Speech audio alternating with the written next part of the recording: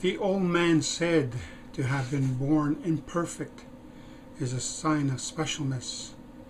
The old man explained carefully that in the old days, if a child came with hair, shorn lip, it wasn't a terrible thing or a hurtful thing. It meant that the child's soul was still in touch with the spirit world. Yvonne Johnson, 1996. We never want to come into Indigenous country and pretend we have the solutions for the person born imperfect or acquired imperfection as a result of living life. Rather, we come in with the attitude that Indigenous people know their own solutions, and we completely respect that. Hi, my name is Guy Dumas, President of Indigenous March of Dimes. I got involved with March of Dimes Canada not too long ago with the intention of helping the disabled population with their employment challenges.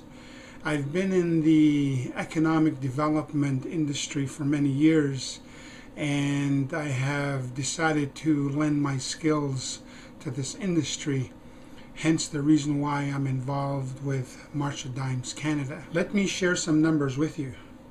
If there's any truth to the numerous research projects on disability throughout the globe, then at least 15%, or just over 210,000 people of the 1.4 million Indigenous people have a disability. INAC claims there are 633 First Nation communities throughout Canada, which means on average there are just over 332 people with disabilities in every community.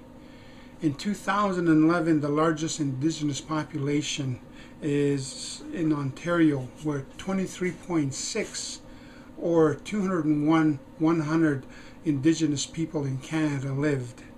Using the same ratio as mentioned, this means 30,165 Indigenous people in Ontario have disabilities of some sort. Using Statistics Canada scale, most adults with disabilities have mild disabilities at 47%, while 32% have moderate disabilities and 22% have severe disabilities.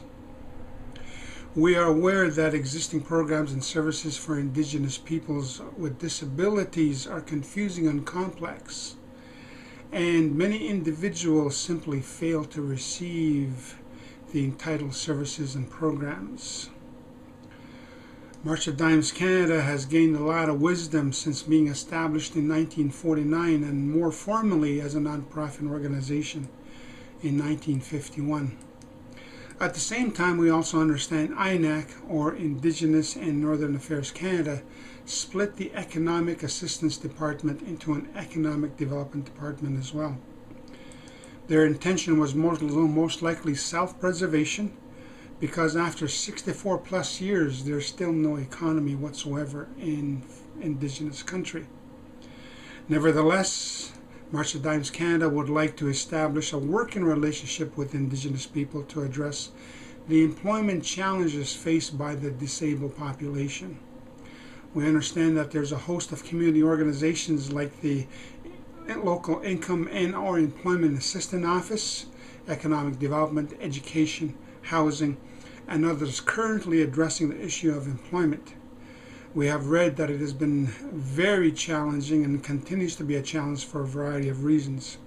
Some of these reasons are related to the economy in the area. In the 64 plus years since we have been established, we have demonstrated our love for the disabled population by doing what we do. Our value proposition is simple. We are a one-stop solution for the disabled population. For more than 60 years, March of Dimes Canada has been on the forefront of the disability movement, dedicated to helping Canadians with disabilities lead more independent and empowered lives. It's no secret that the disabled population have many more challenges and barriers to employment than the so-called able population as a result of their disability. Mankind itself is far from perfect, yet they treat imperfection as offensive when imperfection is a natural part of life. If you have any questions, comments, or feedback, please feel free to share them. We look forward to building a mutually beneficial relationship to ultimately benefit the people who are intentionally or perhaps unintentionally forgotten, ignored, or neglected as a result of their disability. Employment equality is attainable when we combine our efforts to make it a reality. Igusani, thank you very much.